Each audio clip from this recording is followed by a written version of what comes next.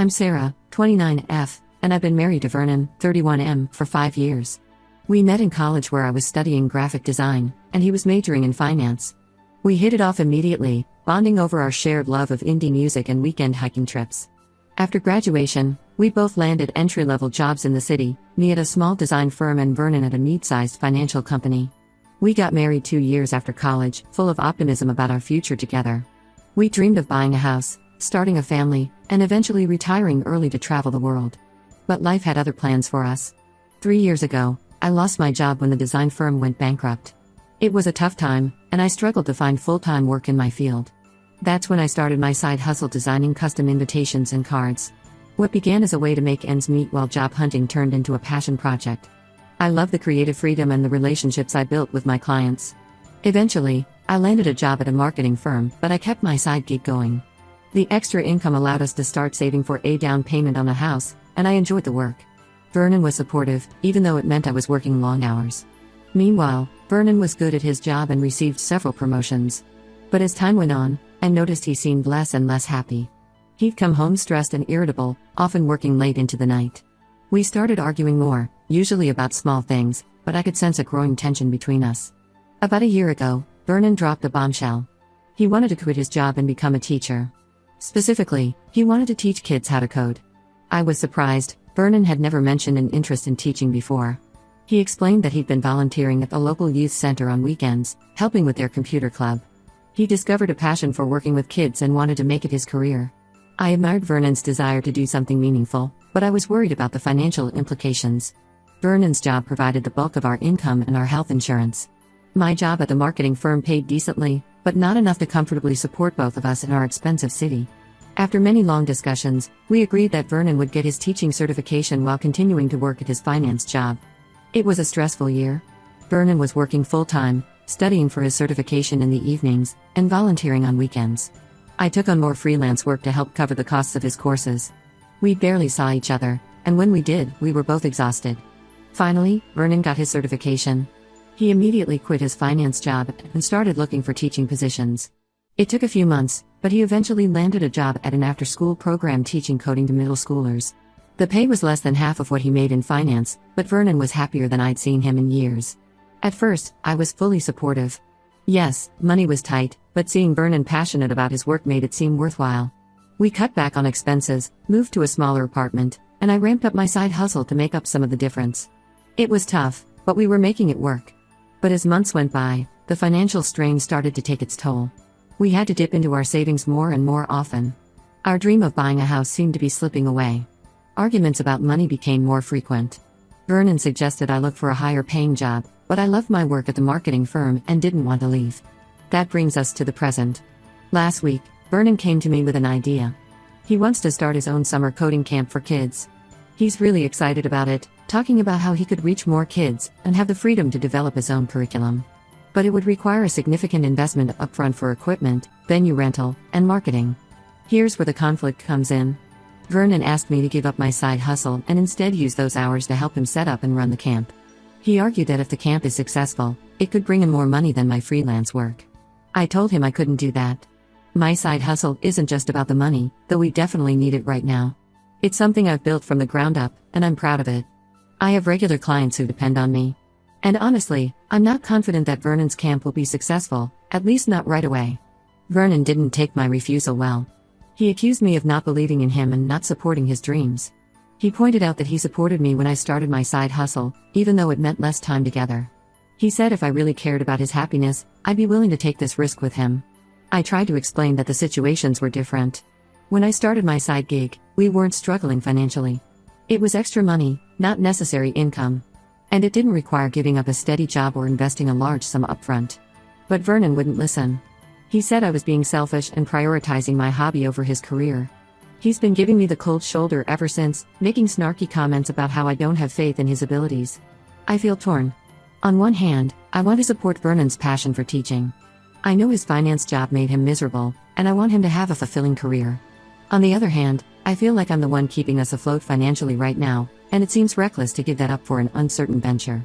Some of our friends think I'm being unsupportive and should give Vernon's idea a chance. They say marriages require sacrifice and that I'm not being a good partner. Others say I'm being practical and that Vernon needs to be more realistic about our financial situation.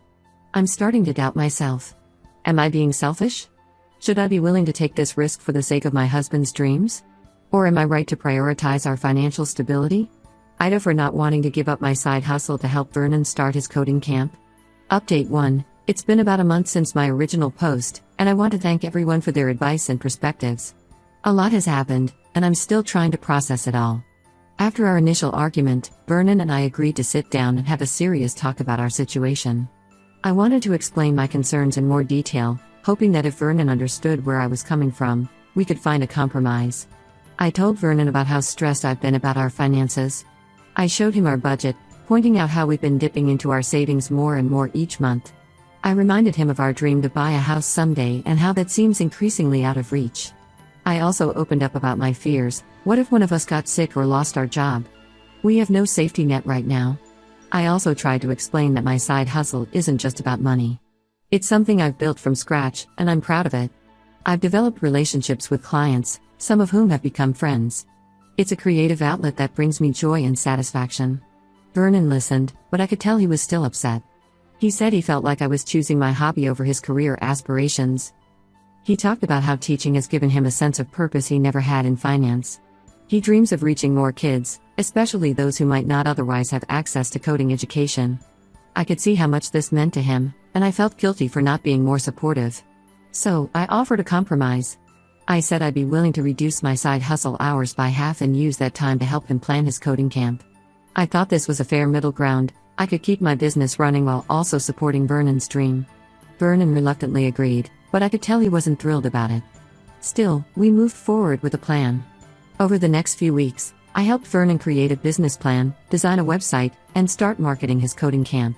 It was a lot of work on top of my regular job and reduced side hustle hours, but I wanted to show Vernon I supported him. However, as we got deeper into the planning, some issues started to surface. Vernon hadn't really thought through many of the practical aspects of running a camp. He didn't have a clear curriculum beyond some basic coding exercises. He hadn't considered things like insurance or liability issues. And his budget projections seemed overly optimistic. He was counting on filling every slot in the camp, with no room for error. When I pointed these things out, Vernon got defensive. He accused me of nitpicking and said I was trying to find reasons for the camp to fail. I tried to explain that I was just trying to be realistic and help him succeed, but he wouldn't listen. Things came to a head last week. Vernon announced that he had put down a non-refundable deposit on a venue for the camp. He had used money from our joint savings account, money we had earmarked for emergencies. And he had done this without discussing it with me first. I was furious. We had always agreed to make financial decisions together, especially big ones like this. When I confronted Vernon about it, he exploded. He said he was sick of me controlling our finances and that he had a right to make decisions too. He accused me of always undermining him and not believing in his abilities. The argument got heated. Vernon brought up old grievances, how he felt I worked too much, how he had supported my career changes in the past. He said he was tired of feeling like he needed my permission to pursue his dreams. I countered that it wasn't about permission, it was about being partners and making decisions together. Vernon stormed out and stayed at a friend's place for a couple of days. When he came back, we had another long talk. This time, Vernon opened up about some insecurities he'd been feeling. He admitted that he felt inadequate because he was earning less than me. He saw this camp as a way to prove himself, to show that he could be successful in his new career. I told Vernon I understood those feelings, but taking financial risks without consulting me wasn't the way to address them. I reminded him that I've always been proud of him, regardless of how much money he makes. What mattered to me was that he was happier and less stressed since leaving his finance job. We're at a bit of an impasse now. Vernon still wants to go ahead with the camp, but I'm not comfortable with the financial risk. I've suggested he start smaller, maybe do some one-on-one tutoring or small group classes first to build up experience and a client base. He's considering it, but I can tell he's disappointed. I'm feeling stressed and conflicted. I want to support Vernon's passion for teaching, but I also feel like I'm the only one being realistic about our financial situation. Vernon accuses me of being risk-averse and says we'll never get ahead if we're not willing to take chances. But I can't shake the feeling that this is too much, too soon. Some of our friends have taken sides. Vernon's best friend thinks I'm being controlling and says I should trust Vernon's judgment. My sister says Vernon is being selfish and needs to grow up. All this outside input is just adding to the stress. I'm at a loss for what to do next. How do we move forward from here? Am I wrong for not fully backing Vernon's plans? How do I balance supporting my husband's dreams with maintaining our financial stability? Any advice would be appreciated.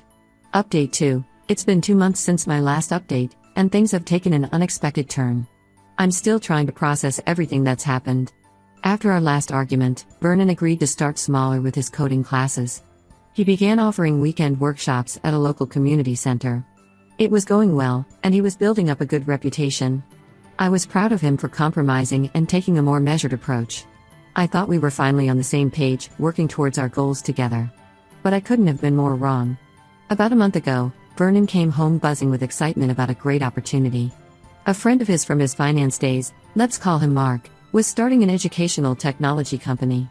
Mark wanted Vernon to come on board as a curriculum developer. At first, it sounded great. It seemed like a perfect blend of Vernon's teaching passion and his business background. But then Vernon explained the details. It was a startup, so the initial pay would be low, even lower than what Vernon was making at the after-school program.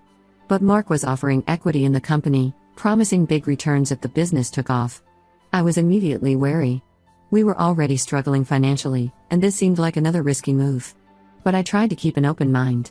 I asked Vernon about the company's business plan, their funding situation, and the market for their product. Vernon didn't have many answers. He said he trusted Mark and believed in the company's potential. I expressed my concerns as gently as I could. I pointed out that we couldn't afford for Vernon to take an even lower-paying job, especially one with no guarantee of future returns. I suggested that maybe he could consult for the company part-time while keeping his current job. That's when things went off the rails. Vernon accused me of always holding him back. He brought up how I hadn't fully supported his camp idea, and now I was trying to stop him from pursuing his dreams again. We had a huge fight. Vernon said he felt suffocated and controlled, that I never believed in him. I tried to explain that it wasn't about belief, it was about practical realities, but he wouldn't listen. The next day, Vernon dropped a bombshell. He had already accepted the job offer without discussing it with me. Not only that, but he had also agreed to invest a significant chunk of our savings into the startup to show his commitment. I was shocked and hurt. This wasn't just about money anymore, it was about trust and respect in our relationship. I told Vernon his unilateral decision-making was unacceptable, especially given our financial situation. I reminded him that those savings were meant for our future, for the house we wanted to buy. Vernon's response floored me. He said he was tired of asking for permission to live his life. He accused me of using money to control him and said he couldn't be with someone who didn't believe in him. Then he packed a bag and left, saying he needed time to think. It's been 2 weeks, and Vernon is still staying at a friend's place. He's gone ahead with a new job, throwing himself into the work. Meanwhile, I'm left trying to figure out how to cover our expenses on my own. I've had to take on extra freelance work just to make ends meet. Some days, I'm working from dawn until late at night. I'm hurt, angry, and confused. I feel like I've been supportive of Vernon's career changes, even when they put us in a difficult financial position. I encouraged him to leave his soul-crushing finance job. I supported him through his teacher certification. I helped him plan his coding camp and set up his workshops. But now I'm wondering if I've been too controlling without realizing it. Vernon and I have barely spoken in the past 2 weeks, just terse text messages about bills and logistics. Our friends are divided. Some think Vernon is being selfish and irresponsible. They say he's having a midlife crisis and needs to grow up. Others say I should have been more supportive of his dreams, that marriage is about taking risks together. I'm starting to question everything about our relationship. Vernon and I used to be a team, facing life's challenges together. Now it feels like we're on opposite sides. I miss the easy companionship we used to have, the way we could talk for hours about everything and nothing. But I'm also angry. I feel betrayed by Vernon's actions, by his willingness to gamble our future without even consulting me. And I'm scared. What if this startup fails? We'll have lost our savings and be in an even worse financial position. What if it succeeds? Will Vernon expect me to apologize for doubting him? Will he resent me for not believing in him from the start? I don't know where we go from here. Part of me wants to fight for our marriage, to find a way to rebuild the trust and partnership we once had. But another part wonders if we're just too different in our approaches to life and finances. Maybe this rift has been growing for years, and we've just now noticed it. I'm trying to focus on what I can control. I'm keeping up with my job and my freelance work. I'm staying in touch with friends and family. But the future feels uncertain in a way it never has before. I guess I'm not really asking if I'm the asshole anymore. I'm just lost. Has anyone been through something similar? How do you know when to keep fighting for a relationship and when to let go? Update 3. It's been a month since my last update, and I'm still trying to process everything that's happened. Vernon and I finally met up to talk things through, and it didn't go as I had hoped. We met at a neutral location, a quiet cafe where we used to have Sunday brunch dates early in our relationship. As soon as I saw Vernon, I was struck by how different he looked. He seemed both excited and exhausted, with dark circles under his eyes but a spark of enthusiasm I hadn't seen in a long time. Vernon is fully committed to his new job at the startup. He talked animatedly about the projects he's working on, the potential for the company, and his vision for the future of education technology. He's working long hours, often late into the night, and seems to be thriving on the energy and challenge of the startup environment. However, when we started discussing our personal situation, things quickly became tense. Vernon still isn't drawing a real salary, just a small stipend plus his equity in the company. Our savings are dwindling fast, and I've been struggling to cover all our expenses on my own. I tried to express my concerns about our financial stability and the lack of communication in our relationship. I explained how stressed I've been trying to manage everything on my own, and how hurt I was that he made such a big decision without consulting me. Vernon listened, but then he said something that shocked me. He admitted that he resented my financial success and felt emasculated by my ability to support us both. He said he took the startup job partly because he wanted to prove he could be as successful as me, maybe even more so. I was stunned. I had no idea Vernon felt this way. I always thought we were partners, supporting each other's successes. When I pointed out that his decision was putting us in a precarious position, he accused me of not believing in him and trying to hold him back. The conversation quickly devolved into an argument. Vernon said he felt suffocated in our marriage and needed space to pursue his ambitions without feeling judged. I countered that marriage was supposed to be a partnership, and his unilateral decisions were destroying that partnership. We went back and forth, bringing up old grievances and hurts. Vernon mentioned times he felt I prioritized work over our relationship. I brought up instances where I felt he didn't consider my feelings or our joint future. It was painful to realize how much resentment had built up between us over the years. In the heat of the moment, Vernon suggested we separate. He said he needed time to focus on his career without worrying about my disapproval. I was hurt and angry, but a part of me felt relief. The constant tension and arguments have been exhausting. After some discussion, we've decided to do a trial separation for 3 months. Vernon is staying with a friend and has agreed to contribute what he can to our joint expenses, but it's not much. I'm essentially supporting myself now, which is tough but manageable thanks to my job and side hustle. I'm using this time to reflect on our relationship and what I want for my future. I'm trying to understand where things went wrong and if there's a way to fix them. I've started seeing a therapist to help me process my feelings and gain some perspective. Some days, I miss Vernon terribly. I miss our inside jokes, the way he could make me laugh after a tough day, the comfort of his presence. I think about the dreams we shared and wonder if we can ever get back to that place of mutual understanding and support. Other days, I feel angry and betrayed by his actions. I think about the years I spent supporting his career changes and dreams, only to have him accuse me of holding him back. I wonder if he ever really saw me as an equal partner. I'm not sure what the future holds for us. Part of me hopes that this time apart will help us both gain perspective and come back together stronger. Another part wonders if we've grown too far apart, if our values and goals are just too different now. For now, I'm trying to focus on myself. I'm reconnecting with old friends, exploring new hobbies, and thinking about my own career goals. I'm learning to enjoy my own company again. I'm grateful for all the advice and support I've received here. It's helped me stand my ground and recognize that wanting financial stability doesn't make me unsupportive or controlling. I'm trying to find a balance between being open to risk and protecting myself. I don't know if Vernon and I will reconcile. I don't even know if that's what I want anymore. But I'm trying to stay strong and focus on what's best for me, whatever that may be. I guess I'm still struggling with some questions. Am I wrong for feeling relieved about this separation? Should I be fighting harder for our marriage? Or is it time to accept that we might be better off apart? How do you know when to keep trying and when to let go? Thank you all for listening and for your support throughout this journey. It means more than you know.